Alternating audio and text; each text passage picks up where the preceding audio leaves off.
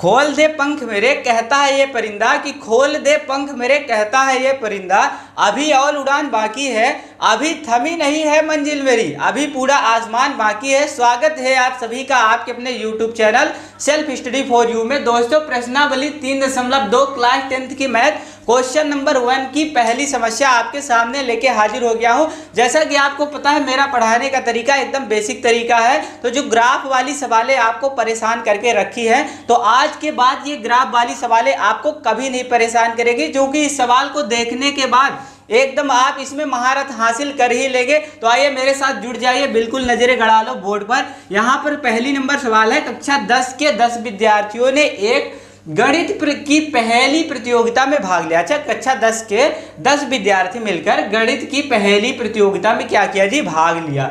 यदि लड़कियों की संख्या लड़कों की संख्या से 4 अधिक है जी, लड़कों की संख्या लड़कियों की संख्या से 4 अधिक है, तो प्रतियोगिता में भाग लिए लड़कों और लड़कियों की संख्या ज्ञात कीजिए। मतलब हमको क्या करना है, लड़कों और लड़कियों की संख्या ज्ञात करके दिखा देना है ग्राफिक विधि से। तो यहाँ पर सबसे पहले मान लो कि लड़कों की संख्या कितनी है और लड़कियों की संख्या कितनी है। तो यहाँ पर लिखो हल, माना कि प्रतियोगिता में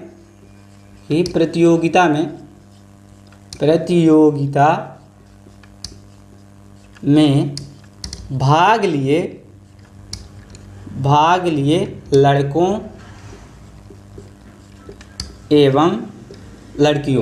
लड़कों एवं लड़कियों की संख्या क्रमशः x एवं y है।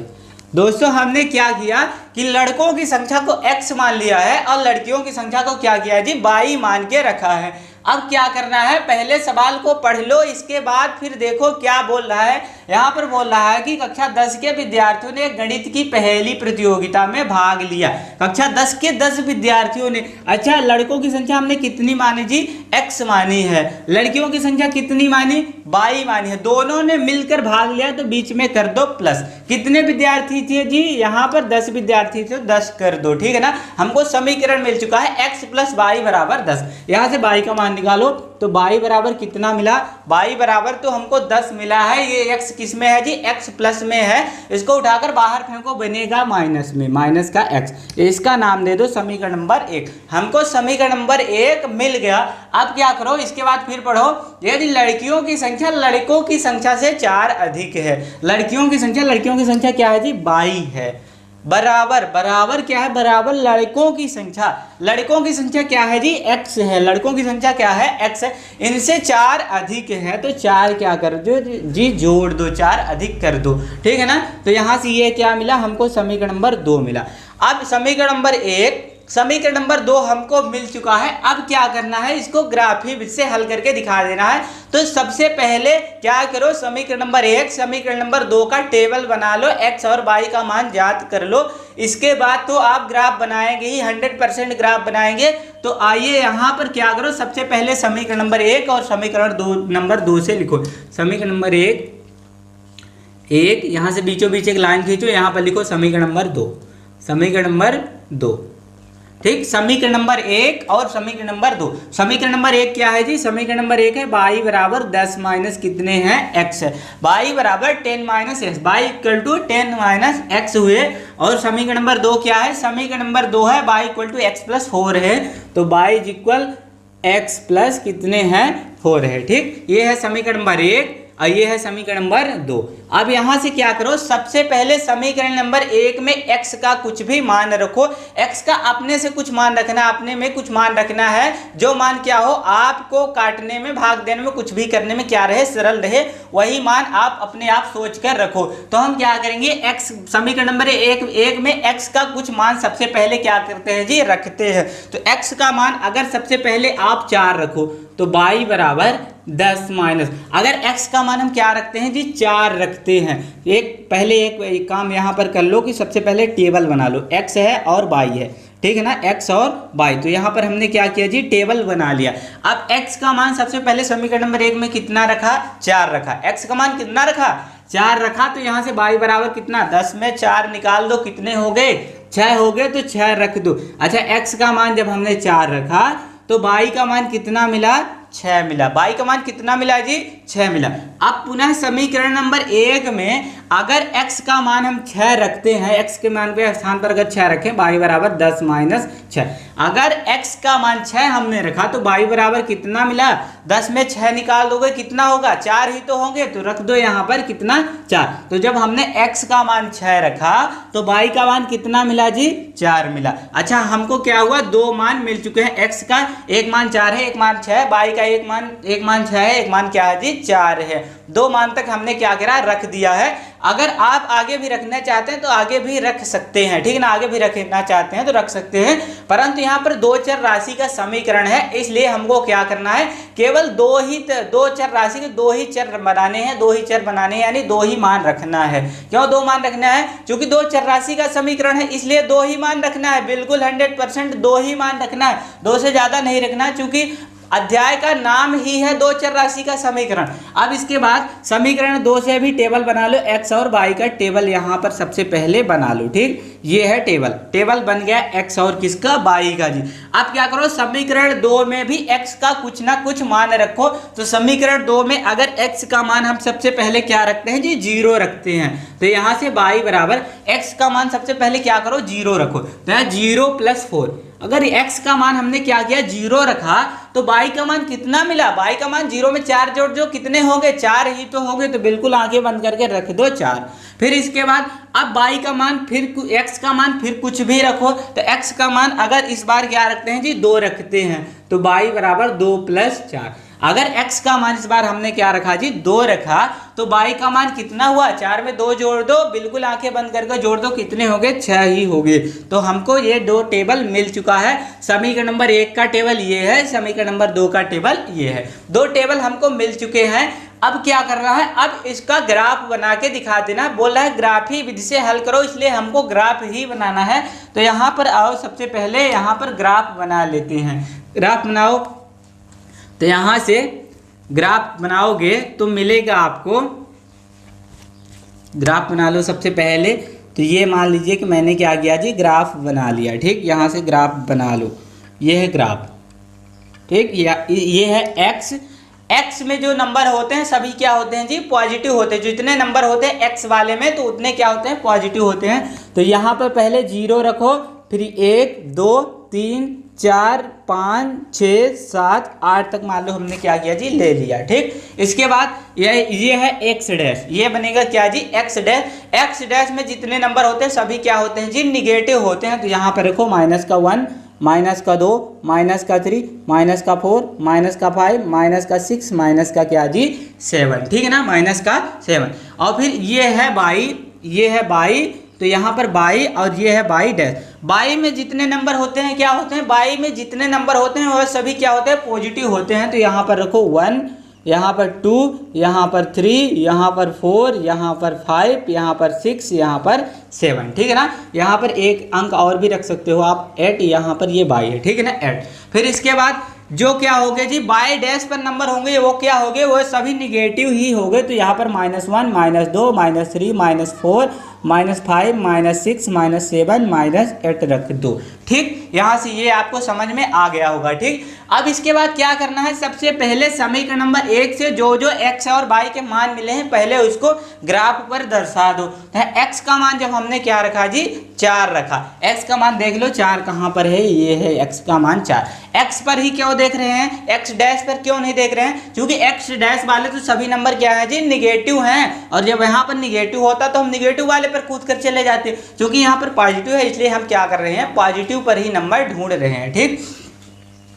तो यहाँ से जब x का मान हमने क्या रखा जी, 4 रखा, तो y का मान कितना मिला, y का मान 6 मिला, वो भी किसमें, पॉजिटिव नंबर है। तो 6 पर देख लो, ये है 6, यहाँ पर एक बिंदु लगाओ, ठीक ना, वहाँ पर हमने क्या किया जी, एक बिंदु लगा दिया। अब इन दोनों को सबसे पहले मिला दो, यहाँ से मिलाओ, तो ये यहाँ से ऐसे ऐसे करके यहाँ से ये आएगा, यहाँ पर मिल जाएगा, ठीक। यहाँ पर ये बिंदु यहाँ पर मिली, इसको यहाँ से ऐसे मिला दो, ठीक, ये मिल गया, ठीक। ये बिंदु हमको मिली।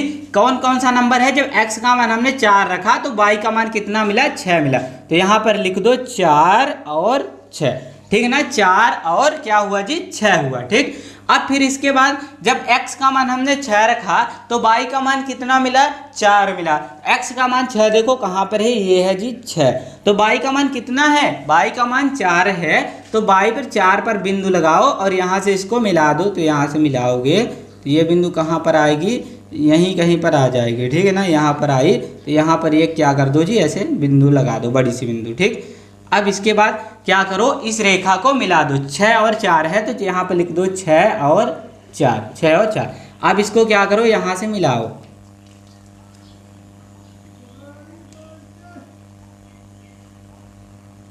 यहाँ से इसको हमने क्या किया जी, मिला दिया, ठीक है ना। यहाँ से ऐसे इसको मिला दो, ये मिल गया। अब इसके बाद यहाँ से ये रेखा हमने खींच दी, रेखा यहाँ से ये रेखा मिल चुकी है, ठीक। अब क्या करना है, अब ये तो हमको दो रेखा एक मिल गई समीकरण नंबर 1 से। ये समीकरण नंबर 1 क्या था, समीकरण नंबर 1 था x प्लस y बराबर कितना था, 10 था। ये था समीकरण नंबर 1। समीकरण नंबर 1 से ये रेखा मिली।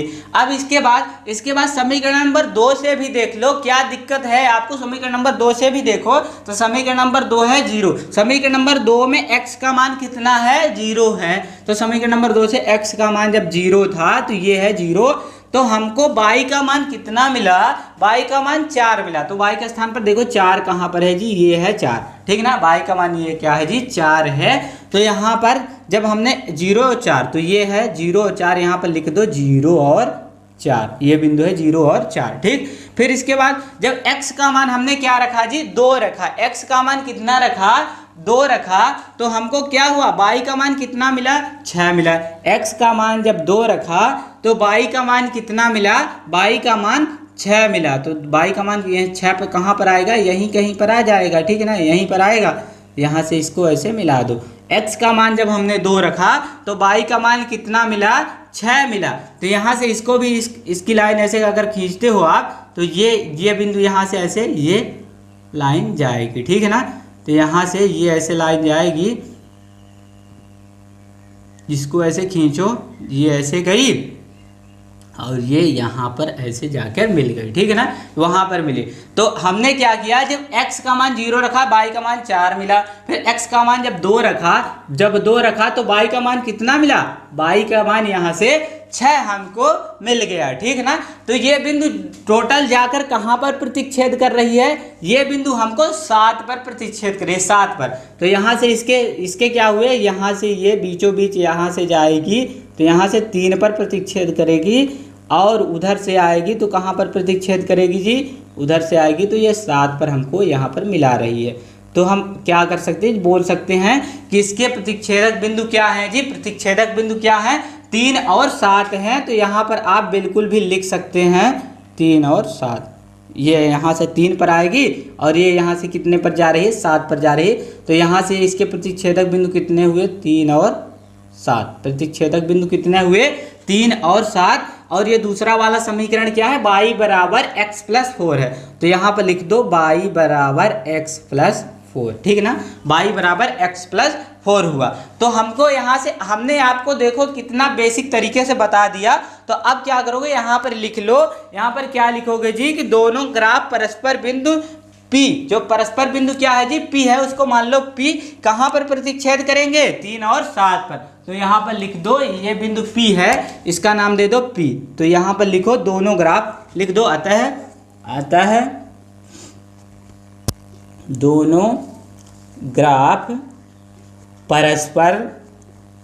परस्पर बिंदु क्या है, बिंदु को हमने क्या माना, P मान लिया। तो P इंटू P के निर्देशांक कितने मिले, 3 और 7 पर क्या होगी जी, प्रतिच्छेद कर रही, 7 पर प्रतिच्छेद करेगी।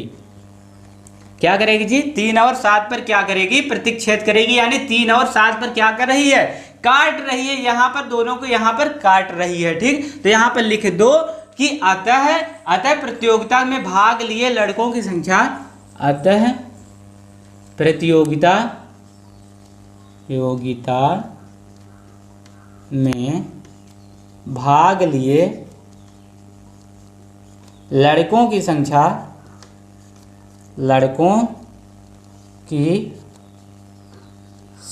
बराबर क्या है जी, x है। लड़कों की संख्या बराबर x है। तो x का मान कितना हुआ, x का मान हमको मिला है, x का मान कितना 3 मिला है, x का मान ये 3 है, x वाले पर 3 पर प्रतिच्छेद करिए तो x का मान कितना हुआ 3 हुआ, तथा लड़कियों की संख्या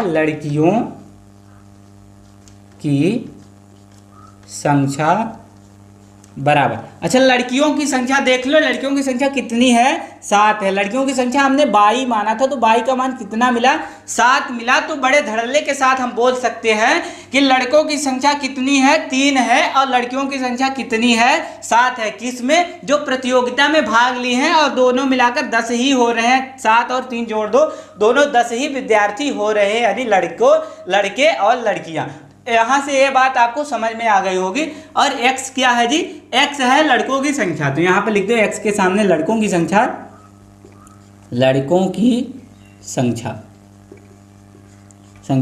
और y क्या है जी? y है लड़कियों की संख्या, तो यहां पर लिख दो लड़कियों की संख्या। यहां से ऐसे आप ऐसे लिखना, यहाँ पर बोर्ड थोड़ा छोटा है इसलिए मैं ऐसे लिख दे रहा हूं, लड़कियों की संख्या।